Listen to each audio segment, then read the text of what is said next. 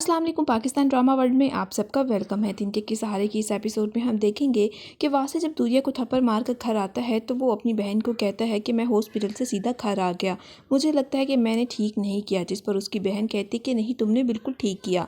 तुम लड़की वालों को अगर नीचे रखना चाहती हो तो तुमने ये बात बिल्कुल सही की कि तुम उसे हॉस्पिटल में अकेला छोड़ आए। वो तुम्हारी निकाह में है, वो वापस खुद ब खुद आ जाएगी। दूसरी तरफ कदर की सुनी जाती है। कदर के पास वासे की कंपनी का मैनेजर आता है और उसको कहता है कि हम आपके घर से खाना बनवाना चाहते हैं, आपके घर का खाना बेहद पसंद है। जिस पर हमाद उसको मना कर देता है और कहता है कि हमने कोई केटरिंग सर्विस थोड़ी खोल रखी है कि हम इतने ज़्यादा लोगों का खाना बनाएं। लेकिन वो कहता है कि चलें ठीक है, लेकिन आप एक दफ़ा ऑफिस आकर बात कर लें। वो मान जाता है। दूसरी तरफ दूरिया अपने माँ बाप के पास आती है और अपने बाप को कहती है कि बाबा, मुझे अब वापस नहीं जाना। अगर मैं वापस उस घर में गई तो मैं मर जाऊंगी। आप भी अपने शोहर को कहती है कि बिल्कुल ऐसा ही है, हम दूरिया को वहाँ पे कैसे भेज सकते हैं, हमें कुछ तो करना ही पड़ेगा। दूरिया अपने बाप को कहती है कि बाबा, उसके सीने में दिल नहीं है, उसने आज तक भीख में भी मुझे मोहब्बत नहीं दी, लेकिन जलील मुझे दिल खोल कर करता है। अगर मैं वहाँ पे गई तो मैं मर जाऊंगी। आज उसने मेरे बच्चे को धक्का दिया और मुझे कुछ हो गया तो बताएं बाबा कि आप बर्दाश्त कर लेंगे। मुझे सिर्फ आपके घर में थोड़ी सी जगह चाहिए, मैं उस घर में कभी भी नहीं जाऊंगी। उसका पापा मान जाता है। दूसरी तरफ हमाद और कदर ऑफिस आते हैं तो उसको 6.5 लाख की आधी कीमत का चेक पकड़ाया जाता है। हमाद कहता है कि लगता है आप लोगों ने एक्स्ट्रा ज़ीरो लगा दिया, जिस पर हमाद को बताया जाता है कि आप ये टोटल कीमत 6.5 लाख रुपया बनती थी और अब आपको आधी कीमत मिल गई है, बाकी 1 तारीख के बाद मिलेगी। कदर वो कॉन्ट्रैक्ट साइन कर लेती है और आज के बाद इस कंपनी का खाना कदर बनाएगी।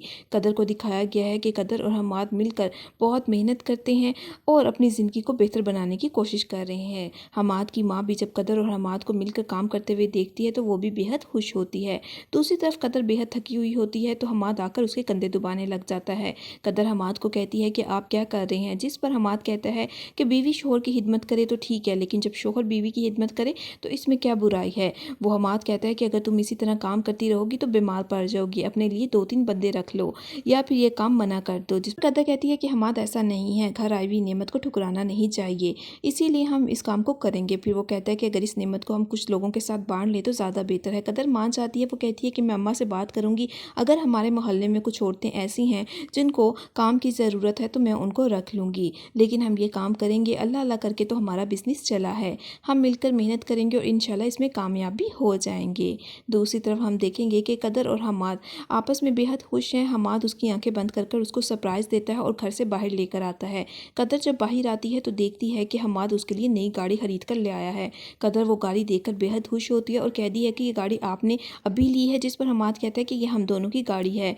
वो दोनों घूमने चले जाते हैं। दूसरी तरफ वासे बेहद परेशान है, लेकिन वासे की बहन उसको अभी भी बातों पर लगा के रख रही है कि कुछ नहीं होता, तुम्हें परेशान होने की ज़रूरत नहीं है, वो तुम्हारा बच्चा तुम्हारे निकाह में है। और मेरी बात सुनो, अगर तुम ये रिश्ता निभाना चाहते हो तो निभाओ, नहीं तो इसे जान छोड़ाओ। देखो दूरिया अगर अपने कज़न के साथ गुलछड़े उड़ा रही है तो तुम्हें क्या ज़रूरत पड़ी है उसके साथ रिश्ता निभाने की। बच्चे भी पल जाते हैं और तुम्हें हमें ऐसी हज़ारों लड़कियाँ भी मिल सकती हैं। तुम ऐसी लड़की लेके आओ जो तुम्हारे रंग में ढल जाए, ना कि दूरिया जैसी लड़की जो तुम्हें अपने रंग में ढलना चाहती है।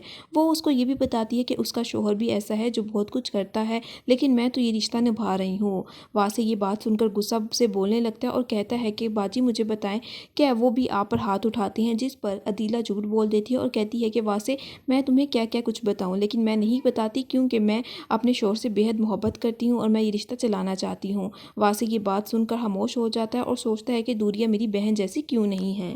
कदर को नई गाड़ी में एक जगह पर लेके आता है तो कदर उससे पूछती है कि हम कहाँ पे आए हैं। हमाद कहता है कि आओ मैं तुम्हें दिखाता हूँ। हमाद ने कदर के लिए न्यू केटरिंग सेंटर खोल लिया होता है। वो उसकी शॉप बना देता है और कहता है कि कदर आज के बाद यहाँ पे तुम्हारे सारे मुलाजिम काम करेंगे।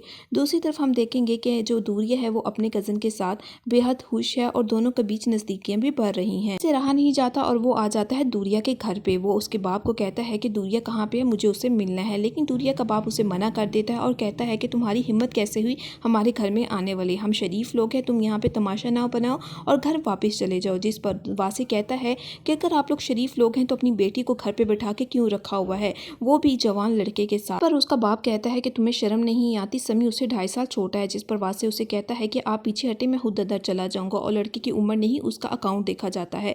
वासी उसके बाप को धक्का देके घर के अंदर आ जाता है और दूरिया दूरिया आवाज़ देने लगता है। वासी की जब आवाज़ सुनती है तो बहुत ज़्यादा रोने लगती है और अपनी माँ को कहती है कि माँ मैं उसके साथ नहीं जाऊँगी। उसकी माँ कहती है कि तुम परेशान ना हो, मैं तुम्हें उसके साथ नहीं भेजूँगी। वासे उसके बाप को कहता है कि आपने कहाँ पे दूरिया को छुपा कर रखा हुआ है, जिस पर उसका बाप कहता है कि वासे दूरिया तुम्हारा चेहरा भी नहीं देखना चाहती।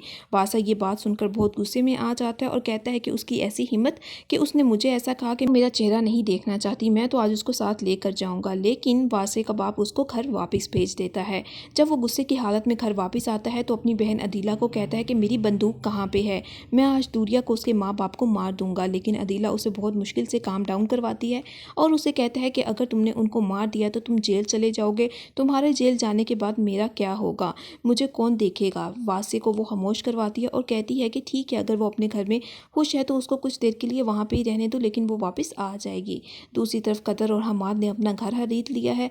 आज कदर को कहता है कि कदर ये फाइल पकड़ो, आज के बाद तुम इस घर की मालकिन हो। माना ये तुम सब कुछ तुम्हारी वजह से मुमकिन हुआ है, मेरे जैसे नखट्टू का तो काम ये नहीं था कि मैं आज प्रॉपर्टी खरीद सकूं, लेकिन तुमने आज मुझे इस लायक बना दिया है कि मैंने तुम्हारे लिए प्रॉपर्टी ले ली है। हाँ, वो अलहदा बात है कि पैसे तुम्हारे थे। कदर हमाद को कहती है कि नहीं हमाद, ये हम दोनों का घर है और हम इंशाल्लाह मिलकर इसको बसाएंगे। ये खुशखबरी आकर अपनी माँ को भी सुनाता है और घर की फाइल अपनी माँ को दिखाता है और कहता है कि माँ देखो, तुम्हारे नखट्टू बेटे ने आज अपनी प्रॉपर्टी खरीद ली है।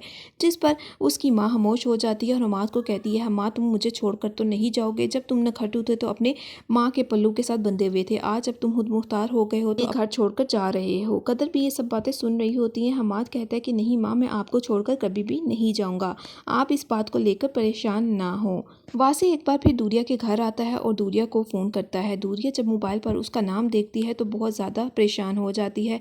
वो फ़ौरन खिड़की पर आती है तो देखती है कि वासे उसके घर के नीचे खड़ा है। दूरिया उसको देखकर बहुत ज़्यादा परेशान होती है और रोने लग जाती है।